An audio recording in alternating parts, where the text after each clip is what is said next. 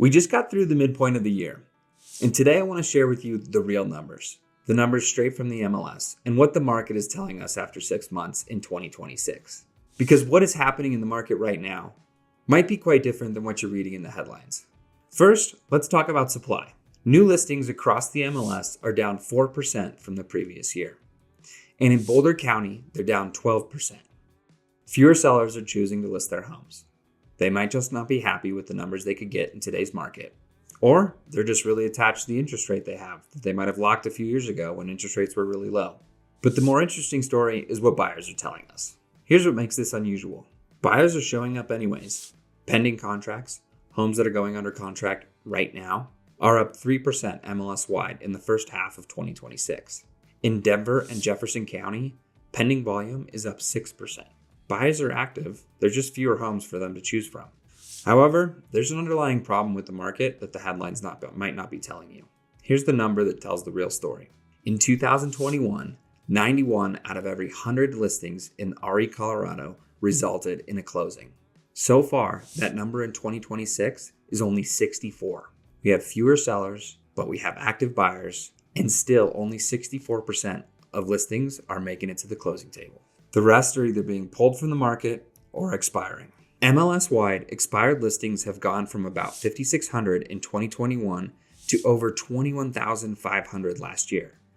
Nearly 4 times as many listings failing as 4 years ago. And that trend has gone in the wrong direction every single year without exception.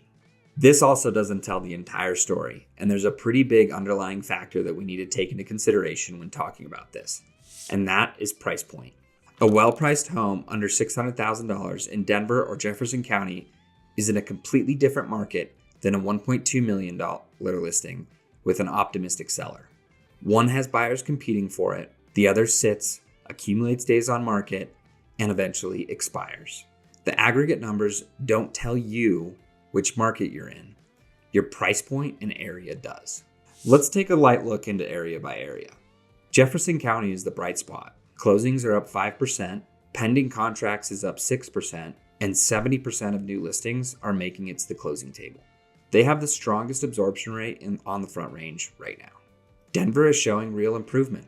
Closings are up 3%, pending volume is up 6%, and 66% of new listings are making it to the closing table.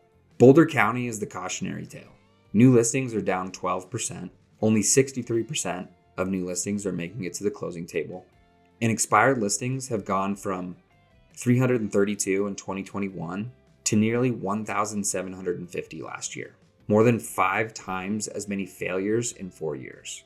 Here's an important note of everything I just shared with you. That data is for single-family homes only. Condos and townhomes are a completely different story. Different inventory, different buyer pool, different failure rates. That's a whole separate video that I might be sharing in the future. Here at Colorado Home Source, we track data on a weekly and monthly basis. And if you want to know the numbers, or if you're just thinking about selling or buying a home, give us a call. We're happy to help.